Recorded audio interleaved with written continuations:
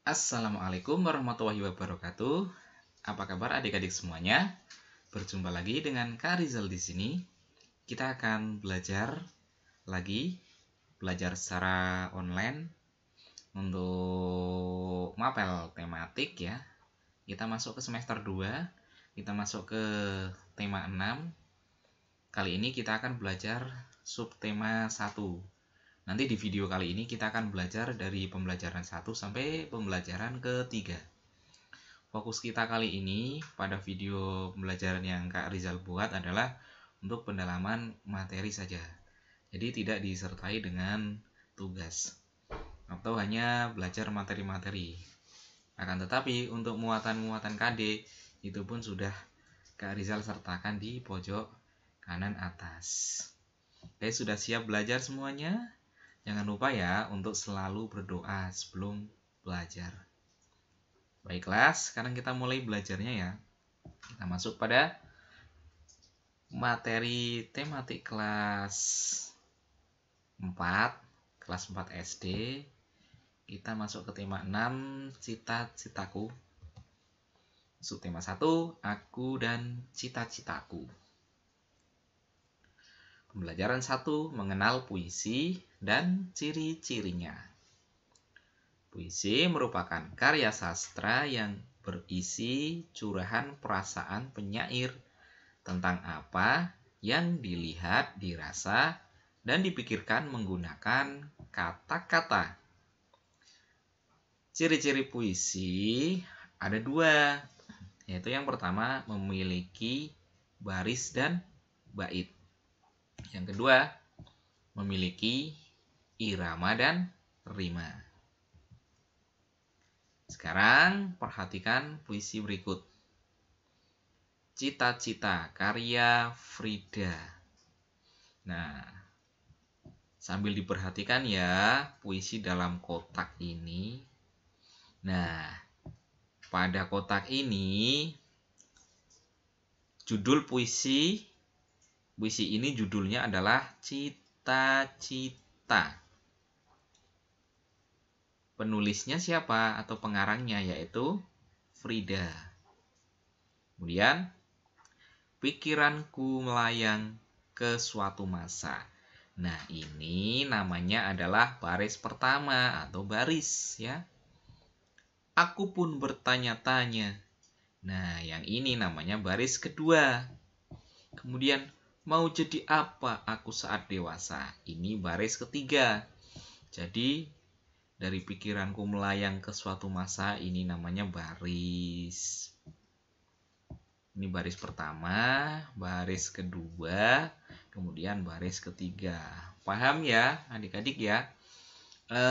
Kemudian dari baris-baris ini akan dikumpulkan menjadi satu bait. Ini satu bait puisi terdiri dari 3 baris. Yang bawah juga satu bait puisi terdiri dari 3 baris. Jadi baris-baris ini akan terkumpul dalam satu bait. Bait itu akan terpisah-pisah lagi menjadi beberapa bait puisi. Nah, penggalan puisi di sini ini ada berapa bait? Ada 2 bait. Ya, ini bait pertama dan yang ini mulai tiba-tiba sampai pilihanku jatuh kepada pembaca berita, ini adalah bait puisi yang kedua. Puisi berirama sama yaitu AAA. Apa itu irama? Yaitu akhir bunyi pada puisi. Masa, tanya, dewasa, cita, apa, berita. Ini berrima sama. A. Setiap baris bait puisi berakhiran A ya. Jadi paham ya adik-adik semua ya. Perhatikan puisi berikut. Ini contoh puisi yang panjang.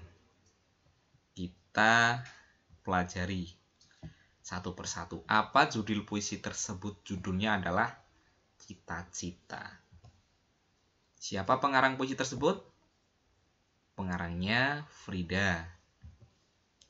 Berapa bait puisi tersebut? Mari kita hitung. 1, 2, 3, 4. 1, 2, 3, 4. Ada berapa bait berarti puisi itu? Berarti puisi itu ada 4 bait. Apa rima puisi tersebut? Nah, kita cari akhir bunyinya sama ndak? Masa, tanya, dewasa. A. Cita, apa berita? A juga. Berita, kaca, peristiwa. A juga. Berusaha, asa, cita. Ini juga A juga. Berarti rima pada puisi ini adalah A karena bunyinya sama. Akhiran bunyi pada barisnya A. Jadi sama ya. A ya.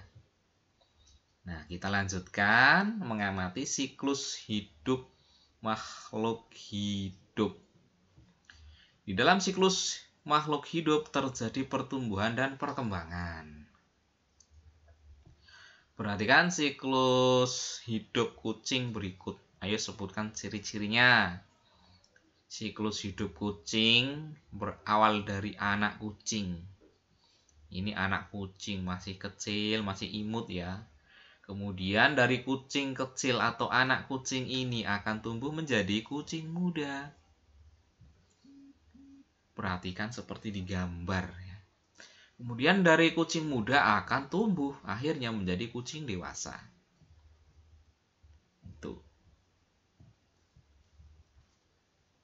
Itu namanya siklus hidup makhluk hidup. Dari kecil sampai dewasa. Nah, pada gambar ini yang dicontohkan adalah hewan kucing. Baik, adik-adik. Kita mulai ke pembelajaran yang kedua, yaitu menyanyi sesuai panjang pendek nada. Untuk menyanyi sesuai panjang pendek nada, kita perlu mengetahui ketukan. Perhatikan melodi berikut. Nah, di sini ada nada sol, ada nada si, ada nada do, dan ada nada re. Nada sol dibunyikan selama 4 ketukan. 1, 2, 3, 4. Berarti sol. Nah, seperti itu. Nada si dibunyikan selama 3 ketukan. 1, 2, 3. Si. Seperti itu. Nada do dibunyikan selama 1 ketukan. Hanya 1 di sini ya, karena nggak ada ketukan lagi.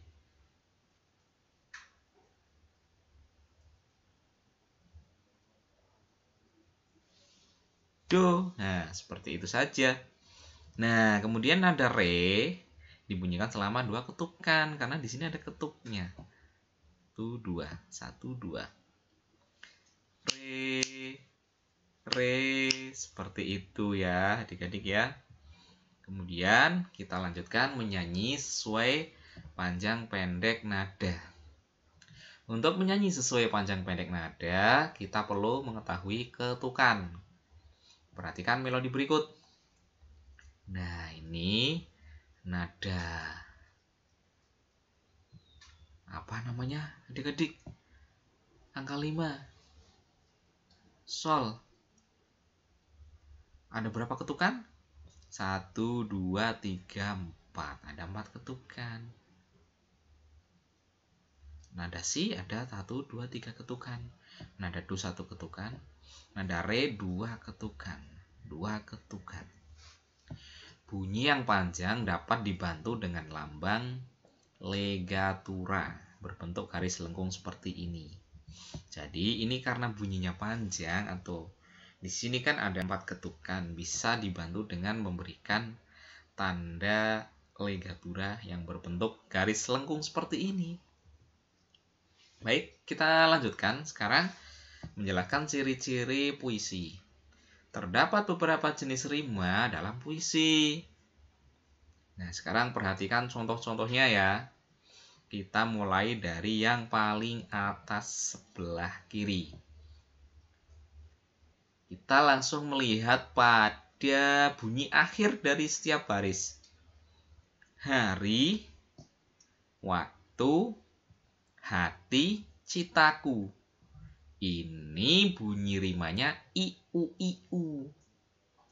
Nah, karena iu teratur ya, i, kemudian u, kemudian i lagi, dan u. Maka rima ini disebut rima ABAB. Kemudian kita perhatikan yang sebelah kanan. Kita perhatikan di sini akhir bunyi dari tiap baris. Gaya, putri, terperi, pesona. Berarti A, I, A. Nah, karena ini A, kemudian I, kemudian A, maka bisa dilembangkan dengan rima A, B, A. Kita perhatikan yang selanjutnya, yang di sebelah kiri yang bawah ini. Bunyi akhir tiap-tiap barisnya, merdu, lagu, tolan, pertunjukan. U, A atau an.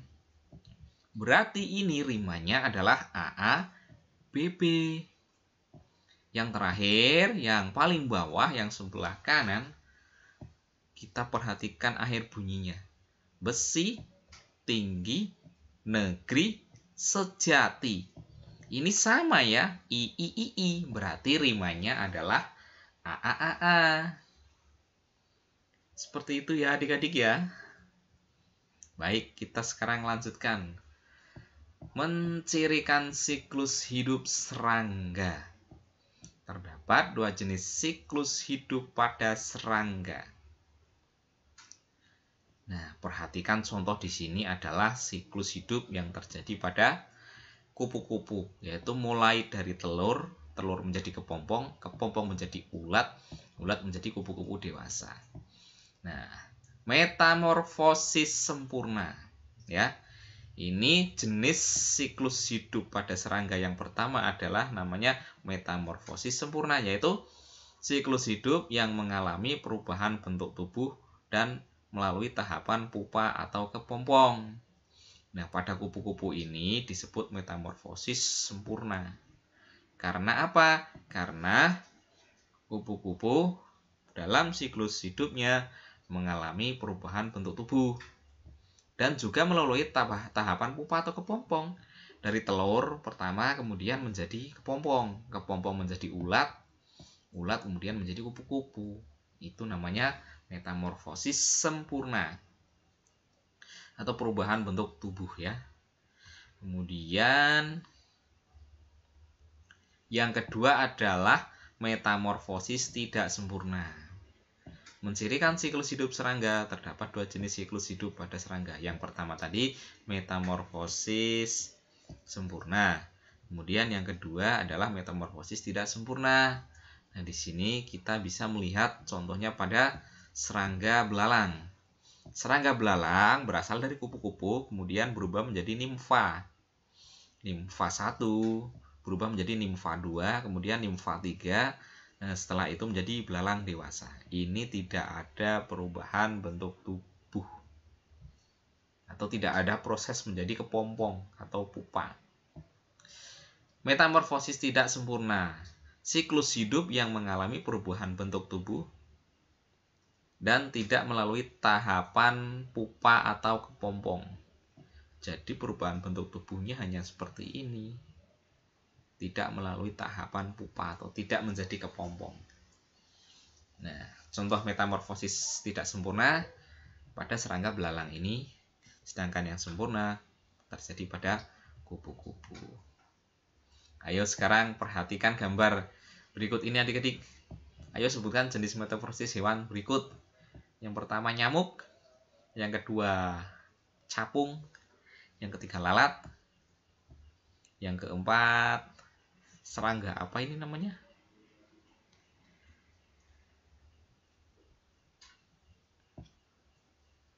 Silahkan disebutkan sendiri jenis metamorfosis pada hewan-hewan keempat hewan berikut ini ya adik-adik ya. Adik-adik bisa coba dicari sendiri ya. Bisa browsing. Atau nanti Kak Rizal sertakan metamorfosis pada nyamuk, kupu-kupu, lalat, dan kumbang ini di video sendiri ya. Kalau Kak Rizal sudah buat videonya, insya Allah linknya Kak Rizal sertakan di deskripsi, biar adik-adik lebih paham. Untuk adik-adik bisa mencari sendiri dulu ya, untuk melatih kemandirian adik-adik semua. Baik, sekarang kita masuk ke pembelajaran yang ketiga. Menjelaskan sumber daya alam atau SDA, disingkat SDA, yang dapat diperbarui. Sumber daya alam terbagi menjadi dua, yaitu sumber daya alam yang dapat diperbarui dan sumber daya alam yang tidak dapat diperbarui. Sumber daya alam yang dapat diperbarui tidak akan habis walaupun digunakan secara terus-menerus. Contohnya air,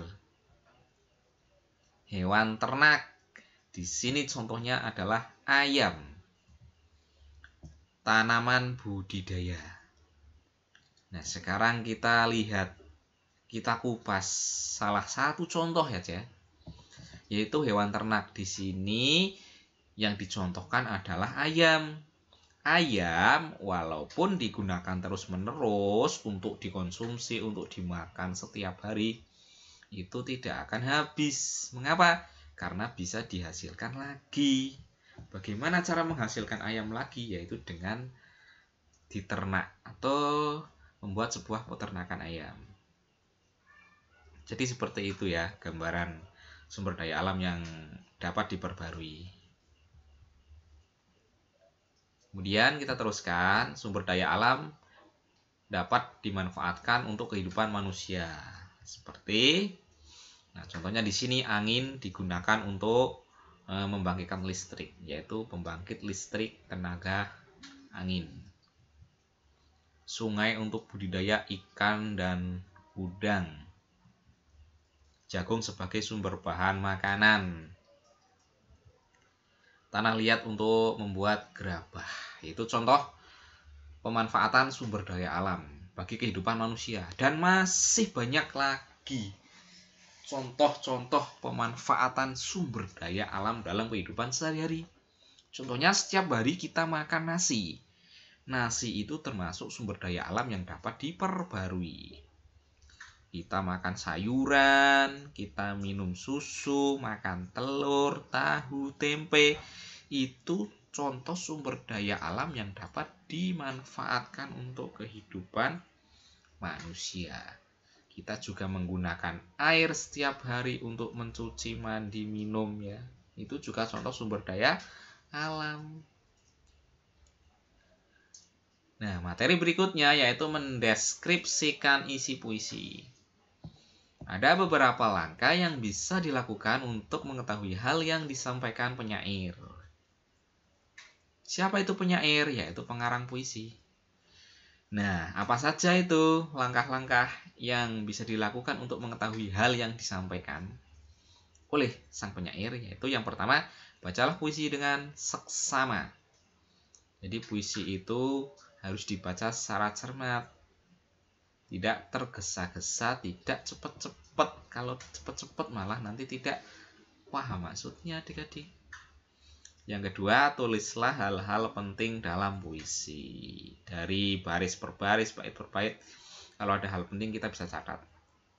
Kita bisa menulisnya.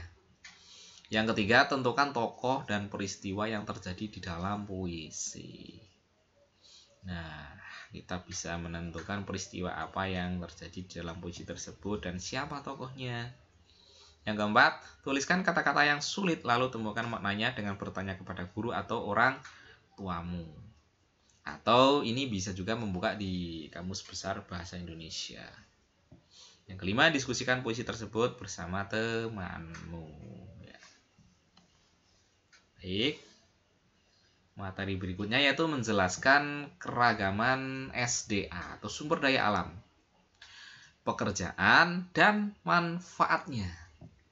Sumber daya alam yang ada di sekitar kita mempengaruhi cita-cita yang ingin dicapai.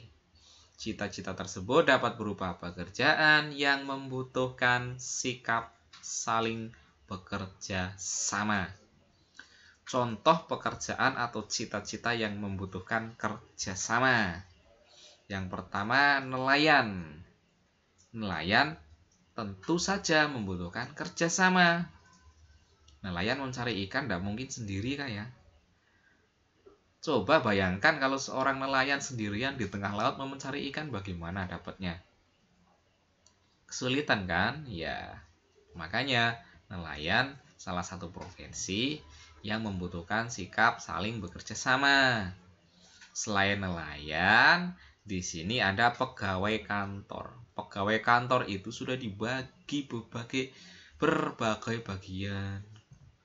Ada yang mengurusi surat menyurat, penawaran, ada yang mengurusi tentang apalagi perpajakan. Itu pegawai kantor. Di sana itu ada yang mengurusi pembayaran atau accounting.